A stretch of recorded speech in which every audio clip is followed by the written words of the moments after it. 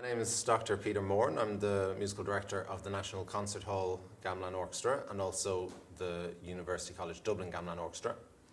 And I gave a lecture on gamelan music in the Royal Irish Academy of Music this month.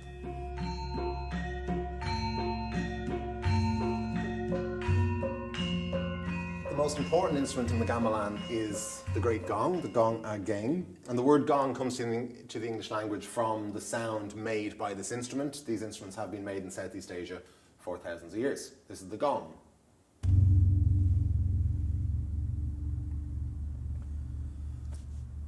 So the gongs mark structural points in the music. The biggest gong marks the beginning and end of every piece. And the pieces are cyclical, so every time you hear a gong, it marks the last note, which is also the first note. These pieces, these cyclical structures, can be subdivided into smaller units by slightly smaller gongs, and these hanging gongs over here called the compulls.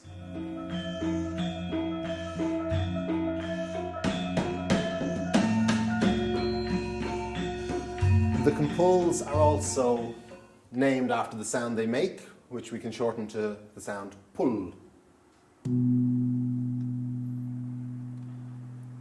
So the compulls are named after the sound pull, and over here we have these upright gongs, which are called kanongs.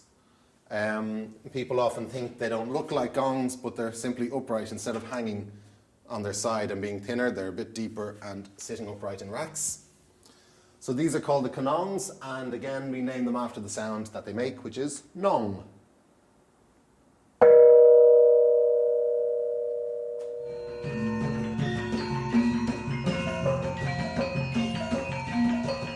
And there's two more in that category. Here we have the katuk, which I can damp to get that short tuk sound.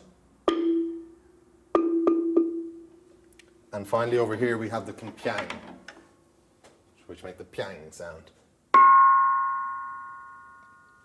So these are the structural instruments, and these instruments are called the belungen instruments. There are 4 different types of belungen instruments. This row, these are the sarons. Over here we have slenthum and demung, and the very highest one over here behind me is the peking. So the belungen instruments play a melodic framework, literally a skeleton, belungen.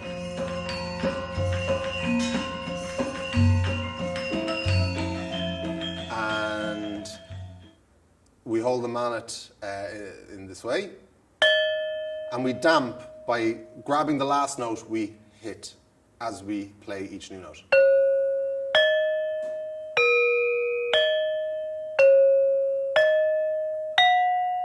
Is that hard to do? That seems tricky. It only takes 2-3 weeks. By your second, third rehearsal, you're on top of it. It's a little muscle memory. You get it right early on and it stays with you. So the belungen parts can move at different speeds. They can move quite quickly.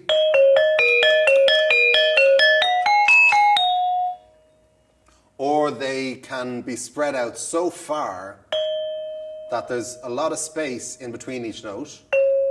And this is why we can't really refer to it as a melody. These are more like the important points in a melody. And the bigger sections within that structure are marked by the gongs. So this is the belungen, the skeleton. It's not the melody in itself, but it's the skeleton, the important melodic points that other instruments will touch on. So the belungen instruments cover about 4 octaves. We have the lowest instrument here, the slenthum. And I can get just over an octave on that. And an extra note there. The demung then, the lowest note on the demung is the same as the higher end of that instrument. And we can get just over an octave on the demung. The sarons, their lowest note is equivalent to the higher end of the demung range. And finally the peking has its lowest note and another octave on top of that. And all of these belungen instruments have this higher note in this tuning. So there are 2 tunings, the slendro scale and the pelog scale. The slendro scale unusually has 5 notes numbered 1, 2, 3, 5, and 6. So instead of giving their notes letter names like we do, they give their notes number names. But you can see we have 7 keys on the instrument, so we have an extra low note and an extra high note within that scale. So here's 1, 2, 3, 5, 6 in Slendro.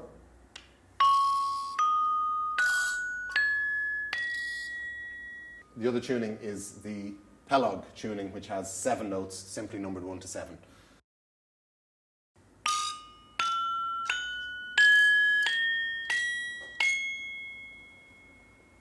And every gamelan will have one note that is the same in both tunings, called the tumbuk note. And in this gamelan, the tumbuk note is 6.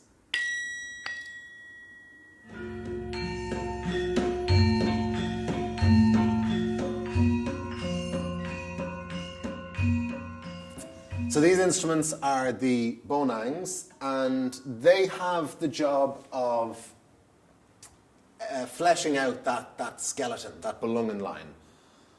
So if the belunging line is playing a 2-1, the bonangs can ornament that in different ways.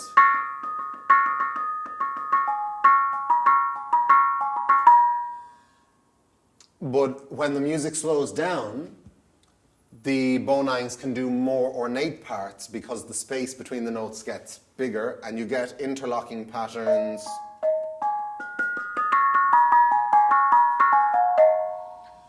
You get the two instruments playing a combined part where 2 notes here interlock with 2 notes here, and we get a very fast-moving pattern, and then they each play separate lines that converge on the structurally important note, which is marked by one of the upright gongs or one of the larger gongs. Finally, we have the soft instruments. So, the soft instruments include the soft metal gender, the wooden gambang, stringed instruments like the chelampung and the sitar is another plucked string instrument. The rabab is a bowed string instrument, and the bamboo flute, the siling.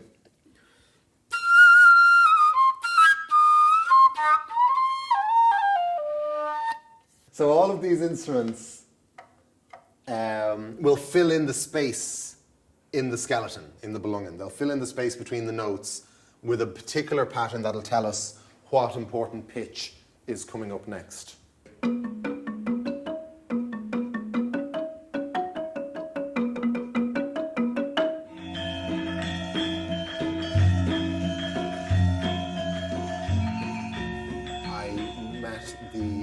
Indonesian ambassador at the time, Tan Zahayeb, and his staff, and they said that they'd be very interested in helping our National Concert Hall get a gamelan orchestra, since there wasn't one here already. And they contacted the Sultan of Yogyakarta, Sultan Hamengkubuwono X in Yogyakarta in Java, and told him that Ireland's capital city didn't have a gamelan, and its National Concert Hall was interested in hosting one. And it seems that the Sultan had given gamelans in the past as a kind of diplomatic gift. He had given one around that time to the Smithsonian Institute in Washington. So this hadn't been unheard of, and he loved the idea of giving Ireland's National Concert Hall a brand new gamelan to start gamelan music here in Dublin. So these instruments were built. There was this question about the naming ceremony.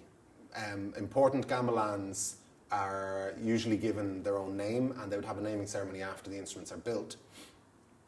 But we decided, or rather the Sultan decided, that he could come to Ireland to have the naming ceremony here. It's often done there in the workshop as the instruments are finished. But the Sultan agreed to come to Ireland with his own personal gamelan musicians to do a concert on the new instruments and to do the naming ceremony here in the concert hall. Right, so the Sultan presided over the naming ceremony, which involves specific pieces of music and certain rituals and flowers and incense. And he then presented the National Concert Hall with this plaque, Kiai Jati Rosso.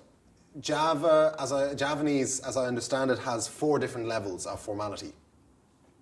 And the first translation of the name of this gamelan that I heard from the embassy. So Kiai is just an honourable title, like the Honourable, the Venerable. It's that kind of word, and so a lot of gamelans would begin with the word Kiai. Now Jati Rosso is essence, and Jati here represents authenticity. So the first translation I got of this name I got from the staff of the embassy, and they said you can translate Kiai Jati Rosso as the venerable gamelan of the essence of authenticity. But when the Sultan presented his translation while he was on stage, he used a different phrase. He replaced essence with the word consciousness, which is a whole other level of formality of what that word can mean, the very consciousness of the thing. And authentic Jati he translated as pure. So he called it the Venerable or the Honourable Gamelan of Pure Consciousness, which is a very grand title, and for him this represented this connection now that exists between the island of Ireland and the island of Java, and so today we have these well over 100 people playing the gamelan all the time, but that's not to mention the amount of workshops we've done around the country or here in the concert hall.